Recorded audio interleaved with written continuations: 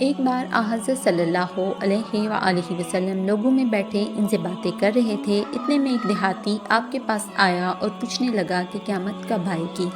آپ صلی اللہ علیہ وآلہ وسلم اپنی گفتگو میں مصروف رہے۔ بعض لوگ جو مجلس میں موجود تھے کہنے لگے کہ آپ صلی اللہ علیہ وسلم نے دیہاتی کی بات سنی لیکن پسند نہیں کی، اور بعض کہنے لگے نہیں بلکہ آپ نے اس کی بات سنی ہی نہیں۔ جب آپ اپنی باتیں پوری کر چکے تو میں سمجھتا ہوں کہ آپ صلی اللہ علیہ وآلہ وسلم نے یوں فرمایا، وہ قیامت کے بارے میں پوچھنے والا کہاں گیا؟ اس دیہاتی نے کہا، حضور میں موجود ہوں۔